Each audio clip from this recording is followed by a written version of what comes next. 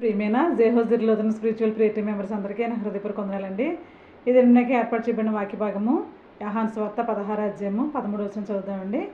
దయచేసి వాక్యంలోకి వెళ్దాం.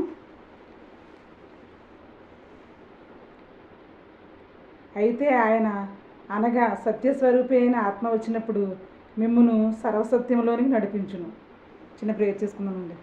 స్తోత్రం స్తోత్రం స్తోత్రం. పరిశుద్ధుడు పరిశుద్ధుడు పరిశుద్ధుడు సర్వభూలోకమును సృజించి దానిని నీతితోనూ న్యాయంతోనూ పరిపాలించుచు కొన్ని ఆడబడుచున్న మా ఘనమైన యేసయ్య, మీ ఘనమైన పాదములకు లెక్కించలేని వందనములు స్తోత్రములు చెల్లించుకుంటున్నాం తండ్రి. సర్వశక్తి గల దేవుడిగా మీరు ఉన్నారు ప్రభా. ఏమి ఇచ్చినా కూడా మీరు రుణం తీర్చలేము ప్రభా. యేసయ్య నా తండ్రి, వాక్యం ఇచ్చిన ప్రతి ఒక్క బిడ్డను నూరంతలుగా దీవించి ఆశీర్వదించండి.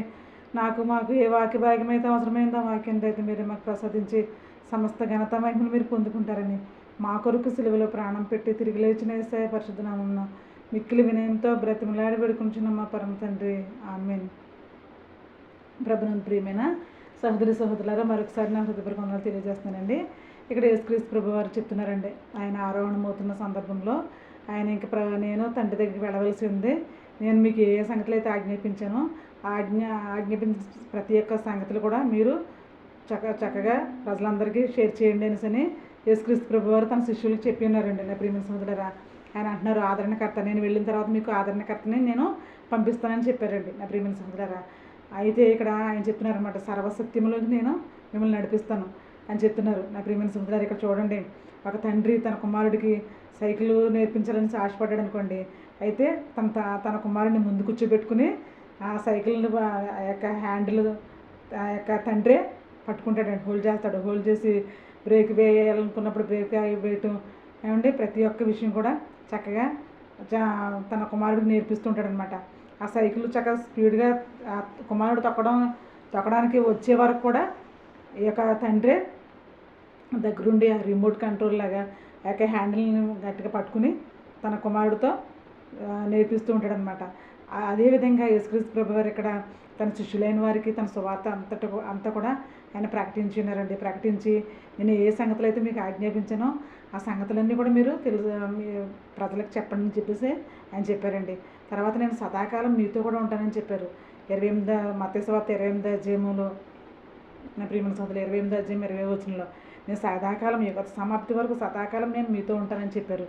నా ప్రియమైన సోదరులారా, అట్టి రీతిగానే యేసుక్రీస్తు ప్రభు వారు తన శిష్యులతో ఎప్పుడు కూడా ఆయన ఉన్నారండి.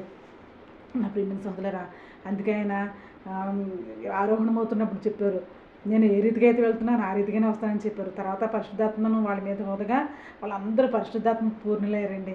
చక్కగా దేవుని యొక్క సువార్తను వారు ఎంతగానో చక్కగా ప్రకటించడం వాళ్ళు సిద్ధపాటు కలిగి ఉండేవారుగా ఉన్నారండి. 12 మంది శిష్యులు కూడా 12 ప్రాంతాలకు వెళ్ళి 11 మంది శిష్యులు కూడా 11 ప్రాంతాలకు వెళ్ళి ఎంతగానో అనేక మంది శిష్యులను వాళ్ళు తయారు చేసుకోవడం మనం చూస్తున్నాం. నా ప్రియమైన సహోదరులారా, దేవుని యొక్క సువార్తను వాళ్ళు చక్కగా ప్రకటన చేయడం మనం చూస్తున్నాం. చూడండి, ఇక్కడ యేసుక్రీస్తు ప్రభు వారు శిష్యులతో ఉన్నప్పుడు ఆయన ధోనిలో ఉండి వెళ్తున్నప్పుడు ఆయన అంటున్నారనమాట, వాళ్ళు చాలా భయంకరమైన తుఫాను వచ్చిందండి. బాగా భయంకరమైన తుఫాను వచ్చినప్పుడు, తుఫాను అంటే చూడండి, మన సముద్రం ఒడ్డు దగ్గరికి వెళ్ళినప్పుడు ఆ గాలులు అలా తర్వాత ఆ యొక్క కెరటాలు చూస్తేనే మనకి ఎంతగానో భయం వేస్తుందండి. ఎంతో భయంకరమైన శబ్దం వస్తూ ఉంటుందండి. అయితే ఇక్కడ తుఫాను ఏమంటే మామూలు నార్మల్గా ఉన్న సముద్రం తన అలలకే మనం ఎంతగానో ఆ సౌండ్కి మనం చాలా భయపడుతూ ఉంటాం. అలాంటి తుఫాను వచ్చిందండి. ఆ తుఫాను వచ్చినప్పుడు అలలు కొన్ని వేల కిలోమీటర్ల దూరం పైకి ఆ యొక్క అలలు పైకి వెళ్తూ చాలా భయంకరమైన శబ్దం చేస్తూ ముందుకి చాలా స్పీడ్గా ఫ్లో అవుతూ మనం చూస్తాం. అయితే అంత భయంకరమైన తుఫానులో కూడా శిష్యులు ఆ బోటు అటు ఇటు ఇలా అవుతున్నప్పుడు ఆ యేసుక్రీస్తు ప్రభు వారు అక్కడే ఉన్నారండి. అయితే నా ప్రియమైన సహోదరులారా, ఆయన అన్నారు, సృష్టికర్త అయిన దేవుడు కనుక ఆయన ఆగు అన్నారు. ఈ యొక్క శిష్యులు తల్లడిల్లిపోయారండి. ఏంటి మేము మునిగిపోతున్నాం, మేము నశించిపోతున్నాం, నీకు చింత లేదా అనేసి వాళ్ళు అంటున్నప్పుడు యేసుక్రీస్తు ప్రభు వారు చెప్తున్నారు, అల్ప విశ్వాసులారా అనేసి సంబోధించడం మనం చూస్తున్నాం. నా ప్రియమైన సహోదరులారా, సృష్టిలోని ఒక భాగమైన ఈ సముద్రం ఆయన మాట విందండి. ఆగు అనగానే చాలా సాఫ్ట్గా నిమ్మలించడం మనం చూస్తున్నాం. మనం గత బుధవారం చెప్పుకున్నాం వాక్యాన్ని. యొక్క దానియేలు యొక్క సింహాల గుహలకు వెళ్ళినప్పుడు సింహాలు చాలా మౌనంగా నోరు మూసుకుని మౌనంగా ఉండడం మనం చూస్తున్నాం. నా ప్రియమైన సోదరులారా, అట్టి రీతిగానే తండ్రి అయిన దేవుడు తన భక్తుడైన దానియేలుకి ఏ విధంగా అయితే ఆ విధంగా సింహాలు నోరు మూసుకునే విధంగా చేశారో ఇక్కడ యేసుక్రీస్తు ప్రభు వారండి తండ్రి యేసుక్రీస్తు ప్రభు తండ్రి కుమార పరిశుద్ధాత్మ త్రియేక దేవుడైన యేసుక్రీస్తు ప్రభు వారు ఆయన ఆ సముద్రాన్ని ఆగు అనగానే ఆగినట్టుగా మనం చూస్తాం ప్రియమైన సోదరులారా. అంటే ఆయన ప్రతి సమయంలోనూ కూడా మనతో ఉన్నారండి. ఆయన మన వ్యాధిలో ఉన్నారు, మన బాధల్లో ఉన్నారు. మనం హాస్పిటల్కి వెళ్ళినా అక్కడ ఉంటారండి యేసుక్రీస్తు ప్రభు వారు. మనం ఎగ్జామ్ పిల్లలైన మీరు ఎగ్జామ్ హాల్కి వెళ్ళినా అక్కడ యేసుక్రీస్తు ప్రభు వారు ఉంటారండి నా ప్రియమైన సోదరులారా. అధికారుల మధ్యలో మనం ఉన్నా కూడా అక్కడ యేసుక్రీస్తు ప్రభు వారు ఉంటారు. ఏమండి, మనం ముఖ్యమైన సందర్భాల్లో ఎక్కడైతే భయపడుతూ బాబు ఇది నాకు సాధ్యమవుతుందా, నేను సాధ్యం నేను చేయలేనేమో అనుకున్న సందర్భాల్లో యేసుక్రీస్తు ప్రభు వారు ఈ యొక్క తుఫాన్ని ఏ విధంగా, ఎంత భయంకరమైన అలజడిగల తుఫాన్ని ఏ విధంగా అయితే ఆయన ఆగుని ఒక్క మాటతో ఆయన దాన్ని శాంతింపచేశారో అట్టి రీతిగా మనకున్న ప్రతి సమస్యని కూడా యేసుక్రీస్తు ప్రభు వారు అది పరిష్కరించే శక్తిగల దేవుడిగా ఉన్నారండి నా ప్రియమైన సోదరులారా. అందుకే కీర్తనకారుడు చెప్తున్నాడు ఇక్కడ 11వ దావీదు కీర్తనలో చెప్తున్నాడండి. ఆయన అంటున్నారు నీతిమంతులను ఆయన బాగా పరిశీలిస్తాడంట నా ప్రియమైన సోదరులారా. నీతిమంతులను ఆయన బాగా పరిశీలిస్తారు. తర్వాత ఏంటండి కుటిలవర్తనల్ని, తర్వాత కుటిలవర్తనలన్నా లేకపోతే ఎదటి వారికి హాని చేసేవారన్నా దుష్టుల పట్ల ఆయన చాలా అసహ్యాన్ని కలిగి ఉంటారంటే నా ప్రియమైన సోదరులారా. నీతిమంతుల పట్ల ఆయన ఎంతో నీతిమంతులను బాగా పరిశీలిస్తారు. ఏమండి, కీర్తనకారుడు చెప్తున్నాడు దావీదు కీర్తనలు 11వ అధ్యాయంలో ఆయన నీతిమంతులను ఆయన బాగా పరిశీలిస్తారు. అట్ ద సేమ్ టైం అండి కుటిలవర్తనలు, తర్వాత భయంకరమైన దుష్కార్యాలు చేసేవారిని ఆయన అసహించుకుంటారంట నా ప్రియమైన సోదరులారా. అందుకనే మనం ఈ లోకంలో బ్రతుకుతున్నామని, మనం చాలా దుష్టుల మధ్య మనం నివసిస్తున్నామని, ఏమండి మనకి హాని చేసేవారి మధ్య మనం నివసిస్తున్నామని మనం ఏ పరిస్థితుల్లో కూడా మనం ఫీల్ అవ్వట్లేదు, భయపడక్కర్లేదండి. యేసుక్రీస్తు ప్రభువు చెప్తున్నారు ఆయన చాలా గొప్ప దేవుడిగా ఆయన ఇక్కడ మనకి ఉన్నారనమాట. అందుకే యోబు భక్తుడు కూడా చెప్తున్నాడు, ఏమండి ఆయన ఆశ్చర్యకార్యాలు చేసే దేవుడు. ప్రియమైన సోదరులారా, 36వ అధ్యాయం యోబు 36వ అధ్యాయం 26వ వచనంలో చెప్తున్నాడు ఆయన యెహోవా ఆశ్చర్యక్రియలు చేయగలవాడు నా ప్రియమైన సోదరులారా. దేవుడు ఆశ్చర్యకార్యాలు చేసే దేవుడిగా ఉన్నారండి నా ప్రియమైన సోదరులారా. అందుకే మనం ఎప్పుడు కూడా ఎట్టి పరిస్థితుల్లోనూ భయపడవలసిన పని లేదు.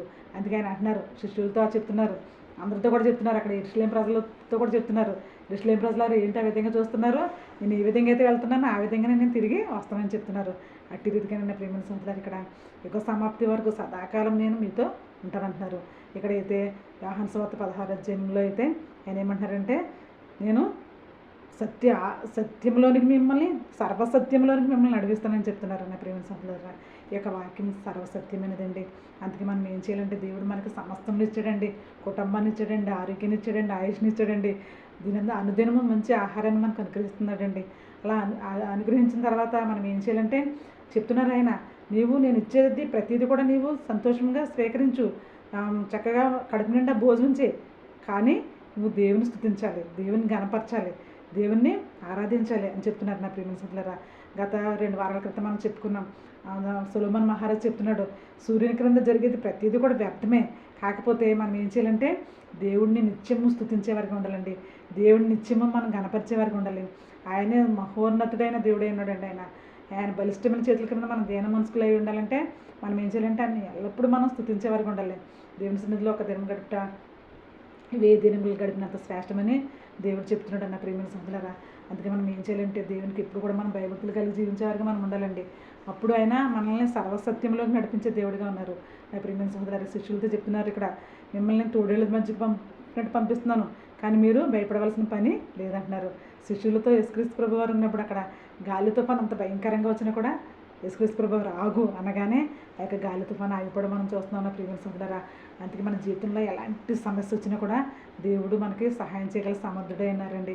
ఆయన తప్పక మనకు సహాయం చేయగల దేవుడే ఉన్నారు. అందుకని మనం ఎప్పుడు కూడా ఏ విషయానికి తొందరపడవలసిన పని లేదండి. ఆయన సర్వవేళ ప్రతి ఒక్క నిమిషంలో కూడా మన పక్కనే ఆయన ఉండేవారుగా ఉంటారండి. అందుకే ఆయన కృపా సత్యం గల దేవుడే అన్నాడు. ఆయన ఏమండి మీరు కృపచేతనే మీరు రక్షింపబడి ఉన్నారు, ఇది మీ వలన కలిగింది కాదు, దేవుని వరమే ఆయన అపోస్తలుడైన పౌలు గారు చెప్తున్నారు రామపత్రికలో. అందుకనే ప్రియమైన సోదరులారా, మనం తప్పకుండా దేవుని కృపను మనం కలిగి ఉన్నాం కనుక ఆ కృపను మనం గట్టిగా చేపట్టుకుందామండి. ఆయన సర్వసత్యంలోనికి మనల్ని నడిపించే విధంగా యేసుక్రీస్తు ప్రభు వారు ఉన్నారు. ఏమంటే యోబు ఎన్నో కష్టాలు అనుభవించాడు, కానీ దేవుణ్ణి విడిచిపెట్టలేదు. ప్రతి కష్టాన్ని కూడా సాల్వ్ చేసే, పరిష్కారం చేసే ఆ యొక్క సహాయాన్ని కూడా దేవుడే ఇస్తాడండి. ఆయన ఎవరిని కూడా శోధింపబడనీయడండి. ఆయన తండ్రి అయిన దేవుడు ఎవరిని కూడా శోధింపబడినవాడు. మన శోధనలో కూడా తప్పించుకునే మార్గాన్ని దేవుడు మనకు అనుగ్రహిస్తారు. ఆ మార్గం ఏంటంటే దేవుని మనం ప్రార్థించే వరకు మనం ఉండాలి, దేవుని మనం అడిగే వరకు ఉండాలండి. యేసుక్రీస్తు ప్రభువారు మనకు అనేక చాలాసార్లు ఆయన ప్రార్థన చేసి ప్రతి ఒక్క కార్యాన్ని చేశారండి. ఆయన మనకి మాదిరిగా చూపించడం కోసం.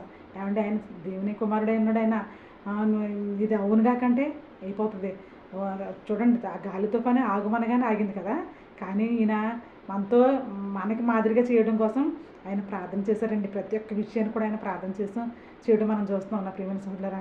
ఏమండి 5,000 మందికి 5 రొట్టెలు 2 చిన్న చేపలు పంచిపెట్టినప్పుడు కూడా ఆకాశం వైపు కన్నులెత్తి ఆయన ప్రార్థన చేయడం మనం చూస్తున్నాం. రొట్టె విరిచి వాళ్ళందరికీ ఇచ్చి, ఏమండి 5 రొట్టెలు 2 చిన్న చేపలు ఆశీర్వదించి ప్రార్థన చేసి ఆశీర్వదించి వాళ్ళందరికీ ఇస్తే వెంటనే అది 12 గంపలు మిగిలేటట్టుగా అయిందండి నా ప్రియమైన సహోదరులారా. అందుకే మనం ఎప్పుడు కూడా దేవుణ్ణి ఆరాధించే వరకు ఉండాలి, దేవుని కనపరిచే వరకు ఉండాలి, ఆయన ఆశ్చర్య క్రియలను మనం కొనియాడే వరకు ఉండాలండి నా ప్రియమైన సహోదరులారా. అందుకే కీర్తనకారుడు చెప్తున్నాడు, సమస్త దేశంలో యెహోవాకు ఉత్సాహం చేయడం, సంతోషంతో యెహోవాను సేవించడం. చూడండి, ఇక్కడ కీర్తనలో 11వ అధ్యాయంలో ఏమండి ఆయన అంటున్నారు, దుష్టుల మీదకి ఉరుములు వస్తాయంట, ఉరుములు పంపిస్తాడంట ఆయన. ఏమండి కానీ నీతిమంతుల క్రియలు అయినా బాగా పరిశీలిస్తాడంట.